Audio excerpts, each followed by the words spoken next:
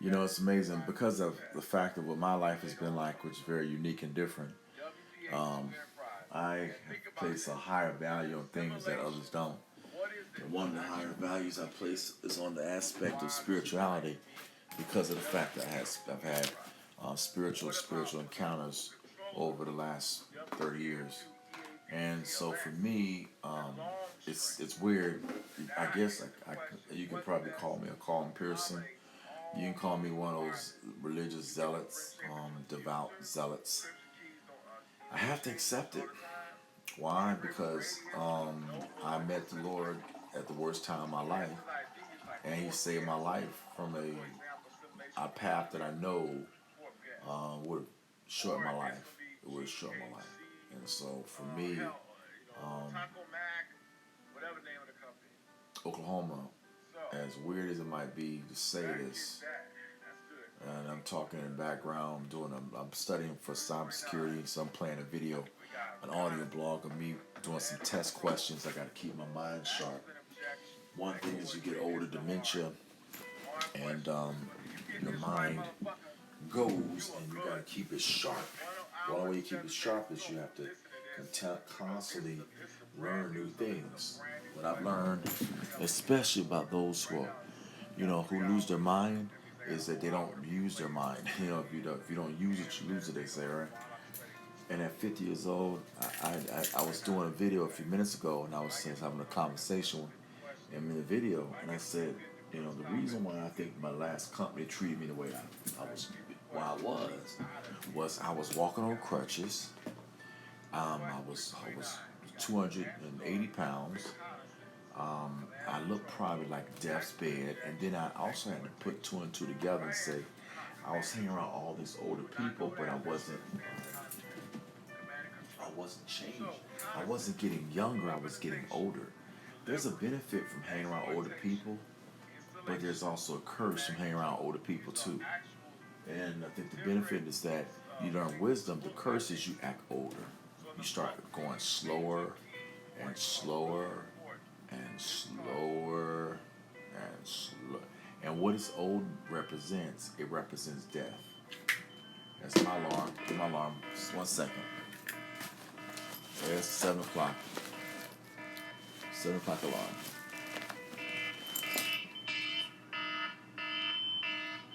Stop. All right. 7 o'clock.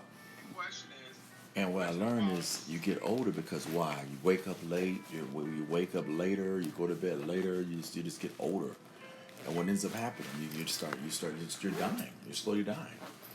And the thing I realized was that's what was happening to me in 2017, 18, 19, 20, 21, 22, 23. And the COVID really had a big part to play with it because guess what? I sat in my house all day. I never left. I had to realize something, and this is a truthful statement, but to have a 7-year-old car and it only got 20,000 miles on it means that you were either A, staying in your house all day, or B, you were catching Uber. And I wasn't catching Uber. So that means I was doing A. What does that mean? That means I was dying. That means I never even left my own crib.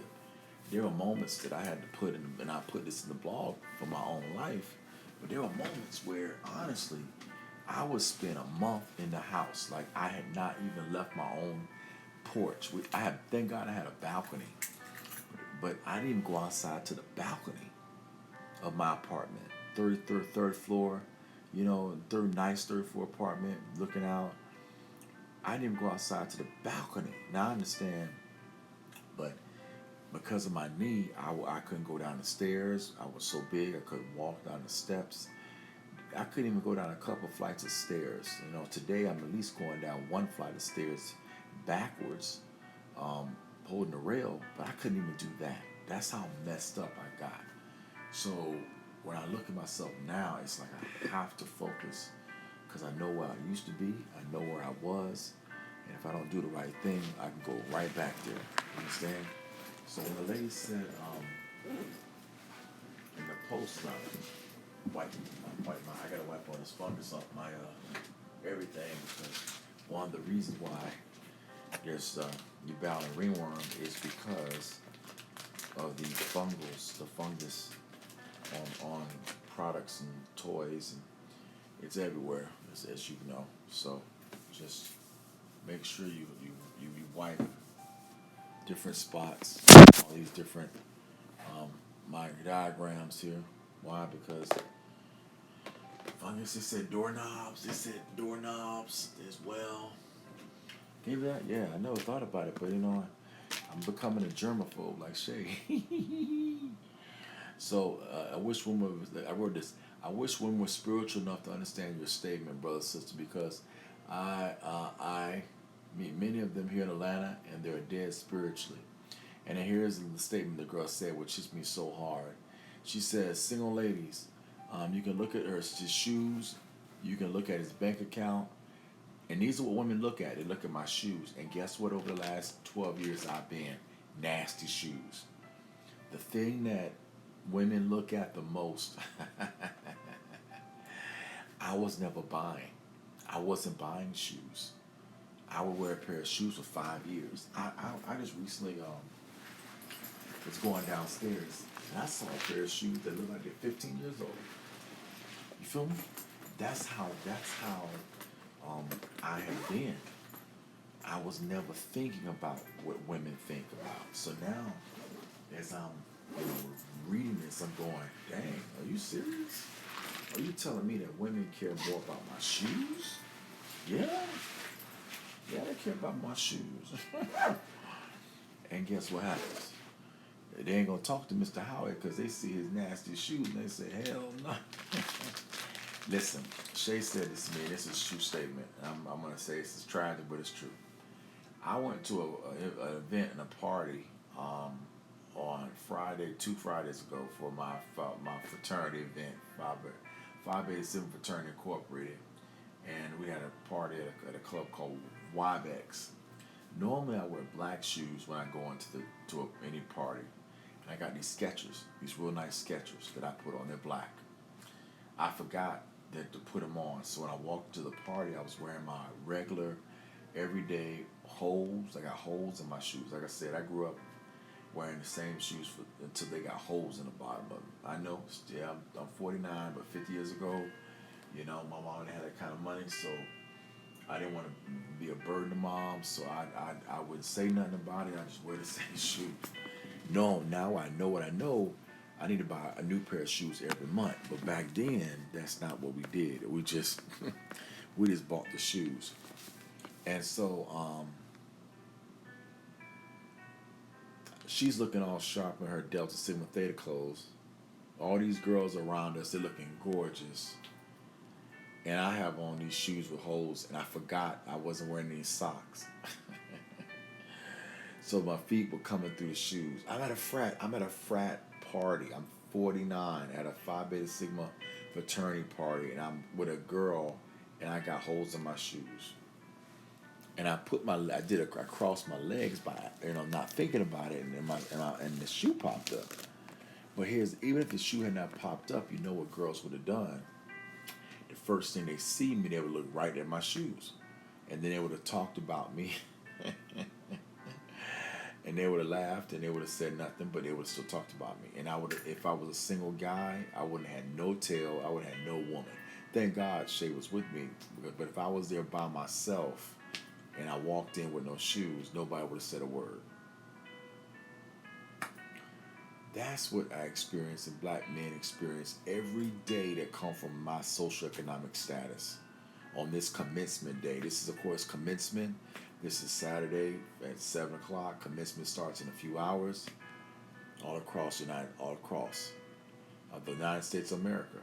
Make sure I have a laptop because we want to celebrate commencement as we go. But, I would love to go to commencement today. If I had the money, I could go, but I don't have the money and the gas to go to people's commencements. But we can watch them online visually. Praise the Lord.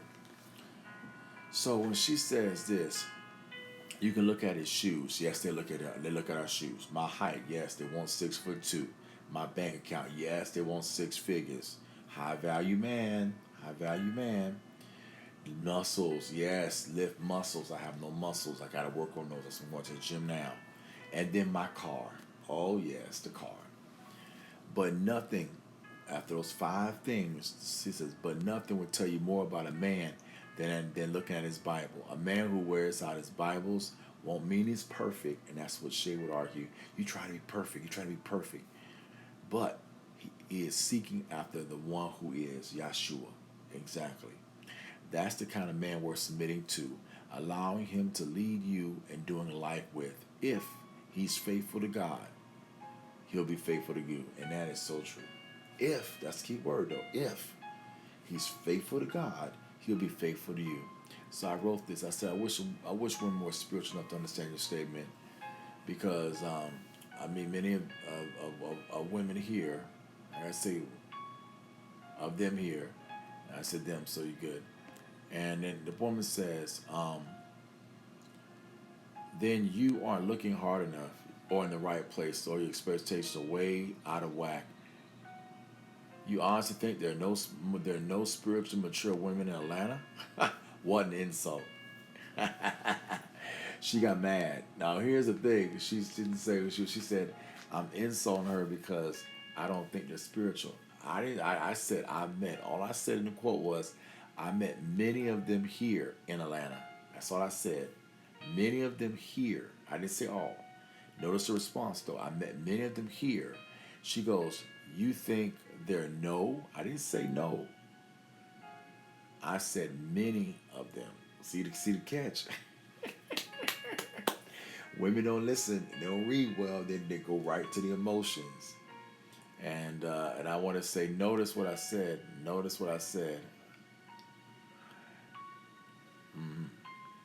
When I get into a debate, because she's married and she's a Kotzowitz, a white lady right here, and she doesn't even fit the qualifications of it as a white woman speaking. You can only speak from a white perspective, but you're not black, so you don't even deserve a response because you got your white husband, you got your white kids.